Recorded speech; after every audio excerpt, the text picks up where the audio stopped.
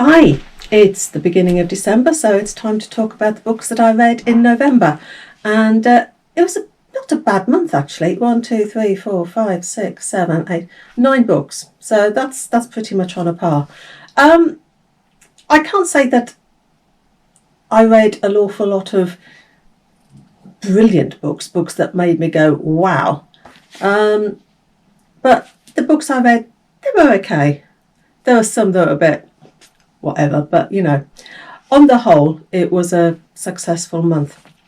I started off with The Appeal by Janice Hallett, and that was one that I really did enjoy. It was such a unique way of writing a crime book, and it allowed you as a reader to go in and try and solve the crime. You are picking through the evidence the same way that the two law students were trying to pick through the evidence. The idea is that they are trying to find whether there's a case for an appeal by going through all the old evidence, and while they're going through it, you're going through it as well, and you are trying to find out where the inconsistencies lie, and I really, really did enjoy that one. The second one I read was a Netgalley book, and it was The Key in the Lock by Beth Underdown, which is set in two timelines, 1918 and 1888. And we have Evie, who has lost her son in the Great War, but she feels that she lost him because she was being punished for an event that happened in 1888, 20 years before. So you have the two different timelines converging, and she never she never was a character that I really grew to love, but it was a good book. It had some almost Gothic vibes in the 1888 part. So yes, that wasn't a bad read. The next one was one of my yellow books, and it was this, All the Lonely People by Gayle. And this was a lovely story, one of these really heartwarming stories. You've got Hubert, who is a chap in his 80s. He has a daughter in Australia that he phones every day, and he tells her about his wonderful retirement and all the things he gets up to. And then she drops a bombshell that she's going to come home after 20 odd years away in Australia. And then he panics because everything he has ever told her on the phone is a lie. And actually, he is a very lonely person. And he realises that he's got to quickly get his life into gear and find friends before his daughter comes back. And it is a wonderful story about friendship and love, and really, really heartwarming. And Hubert is somebody that you just want to hug.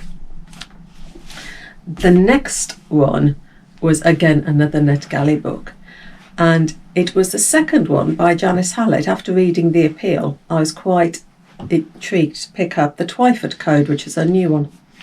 And to be honest, I didn't enjoy it as much as The Appeal. Again, it was a very unique way of writing a crime book. It was done through transcripts of audio files, so you are just hearing this one voice the whole time. And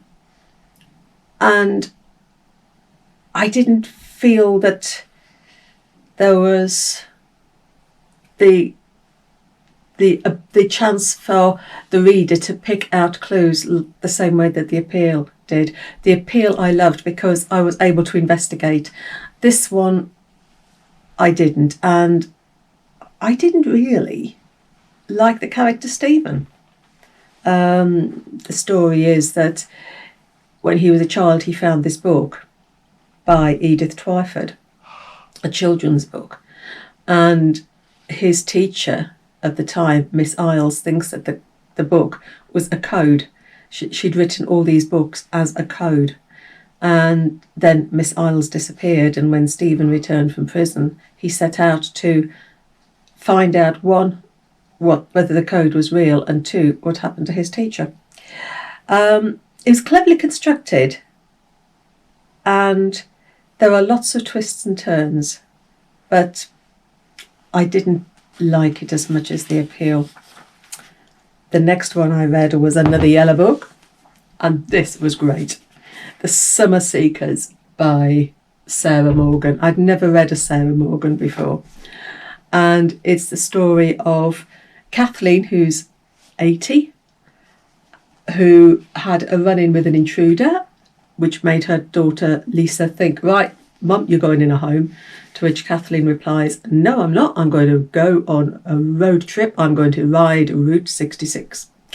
So she puts in an advert for a driver, and Martha appears. Martha is early 20s. She's unemployed, she's unloved and uninspired. She can't get her head together. She's got no low self-esteem. And so she's got low self-esteem.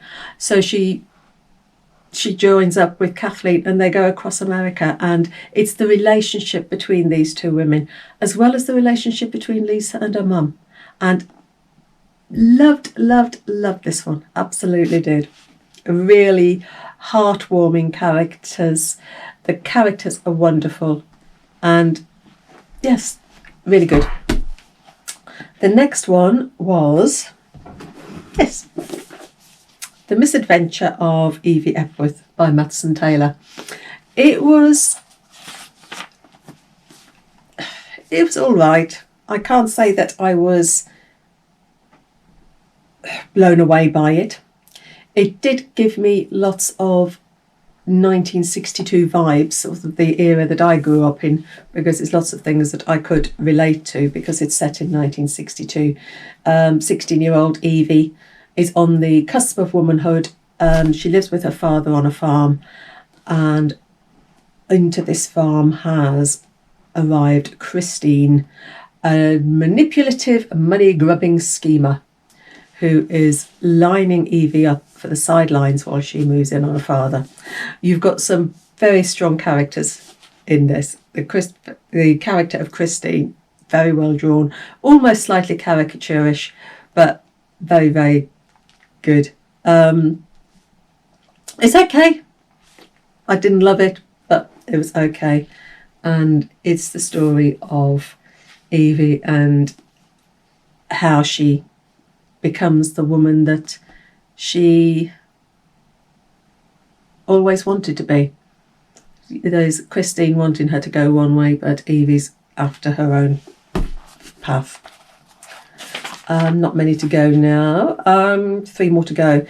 The next one was a Netgalley, and it was Mrs. Death by Salena Godden.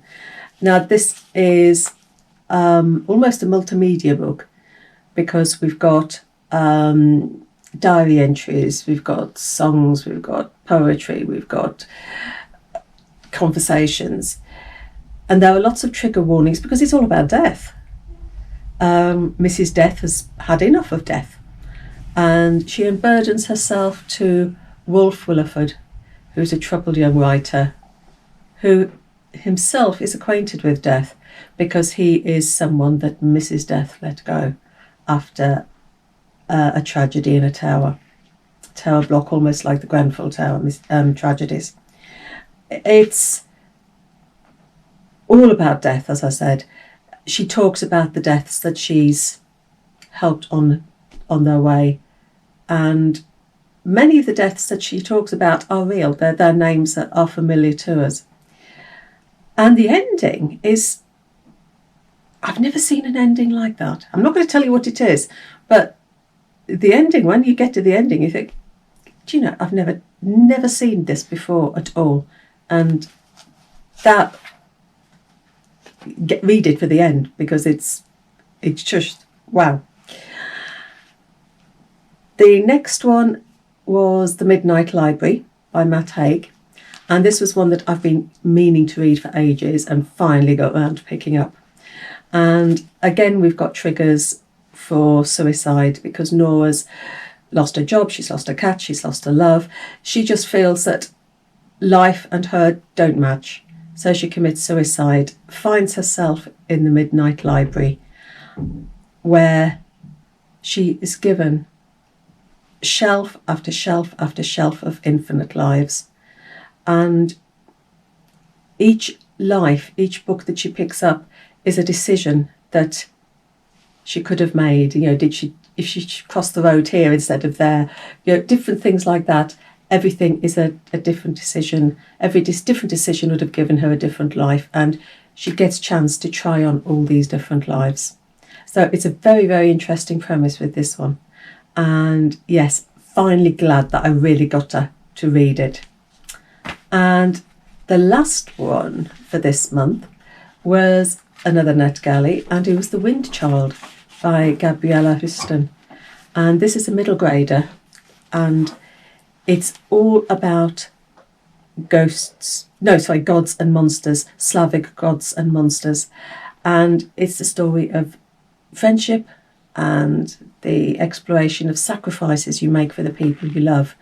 Mara is the granddaughter of Striborg, the god of the winter winds. Her mother's a goddess, her father's human. So she's inherited the human qualities rather than the godlike ones. So she always feels a little bit of an outcast. When her father dies, she goes on a quest to bring his soul back. And that is what the story of the book is. And we get all these monsters on the way. And a really, really good middle grade book that was. So those were all of my books for the month of November. I was torn, 2 books of the month, I was torn between The Appeal and The Summer Seekers, both very, very different. And I think I'm going to go, my November book of the month is going to be The Appeal, because I just loved picking through the clues to try and find out the truth for myself rather than just read it. And brilliant way of writing a crime book, and that is my book of the month. So let's see what December brings. So happy December.